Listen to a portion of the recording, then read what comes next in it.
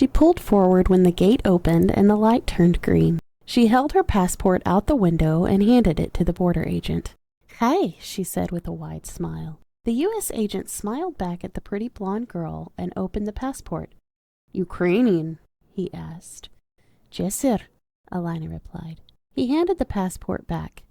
"Please pull over to the building on the left and park. Wait in the car for an agent to come to your vehicle." She nodded, expecting this would happen at the U.S.-Canada border crossing since she was crossing in Canada on a foreign passport. She complied and waited. Soon an agent came out. She handed him her passport and he asked her to step out of her car and leave the keys on the roof. She complied. He escorted her inside. She stood at a counter while the agent looked at the computer screen. "What are you doing in Canada?" "I'm doing a research project at University of Victoria." "How long have you been there?" 3 years and 7 months. "Did you travel from Victoria today?" he asked, still staring at the computer so he could input her answers. "No. Yesterday I spent night in Vancouver having dinner with his colleague." "Where did you stay?" "West Vancouver Hilton." "And your colleague?" "He lives in North Vancouver. Alexander Rochefort." He eyed her curiously. "He's French," she explained to the agent, who seemed to want to follow up on that. "You have a B1 visa. You're not just a tourist." "I will be working at University of Washington," she replied, and removed folder papers from her notebook. "My employer completed this for application." She handed them to the agent. He looked at them briefly, comparing them to what he was viewing on the screen, and set them back down in front of Alina. "Where will you be staying?" he asked, resuming his gaze at his computer screen. She read him the address in her notebook. "It's owned by professor I will be doing short project with. I provided information with application." "Of course," he nodded. "How long?"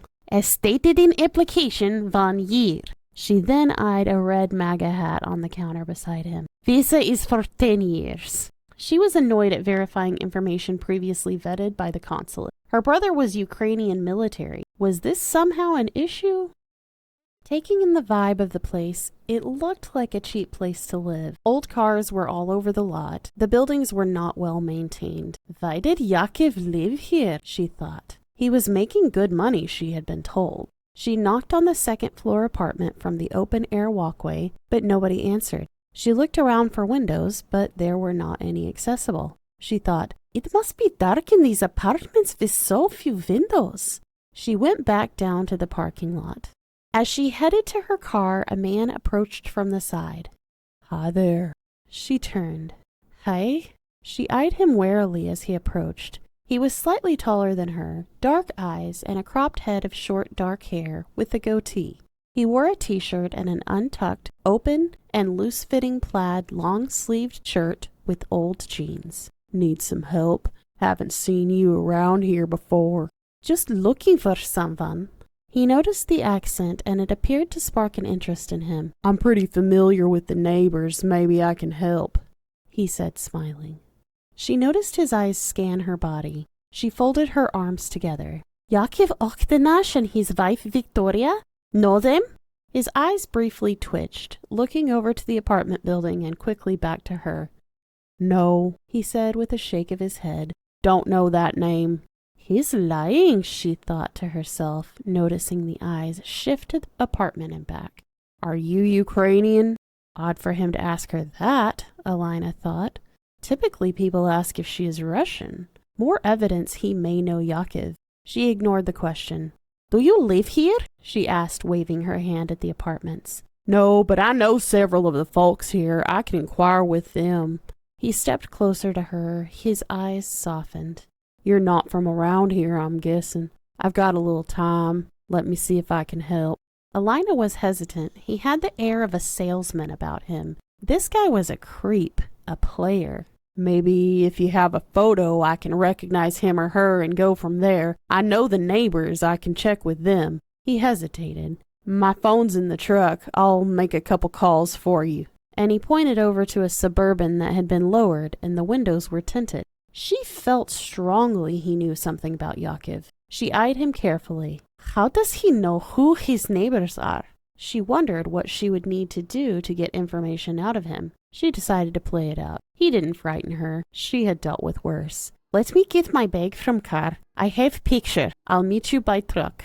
He smiled, watched her turn and walk over to her car, eyeing her lustfully. He then went to his truck, climbed in, and pushed open the passenger door. Alina reached into her car for her purse. She opened it and pulled out a can of pepper spray, which she set on top. She then went over to the truck. My name's Matt, he said, extending his hand when she arrived and stood at the passenger door looking in. She ignored it. So, what is it you do around here? She asked, deflecting the conversation. I do some business with a few folks around here. He patted the passenger seat. Climb in, we'll make a couple calls, see what we can find out. Business, huh? She replied as she climbed up and slid into the seat. She left the door open and placed the bag on her lap. Her fingers slipped inside. Matt's right hand slipped back toward his waist. His left arm was on top of the steering wheel, but she kept her eye on the right hand. He smiled. It was menacing as much as he tried to appear friendly.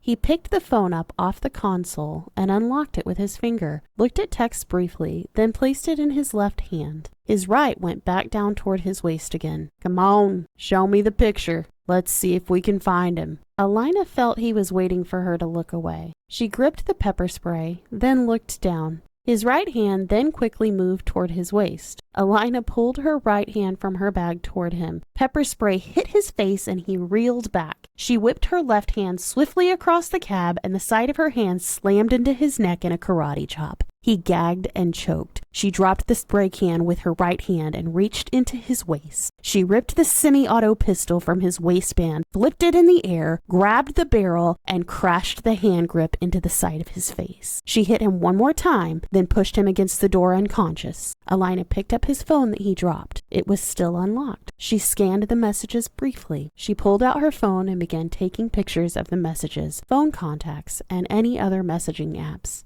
After a bit, he started to moan and move. She grabbed the back of his head with her left hand and drove his face into the steering wheel. After 2 more of those, she pushed his head back against the door. She finished taking pictures, then added her finger as a secondary security login and entered a secondary password as well. She set the phone down and looked around the truck. She found a box of 9mm bullets and took them with her. Back in her car, she pulled disinfectant wipes out from her console and wiped her hands. She drove away.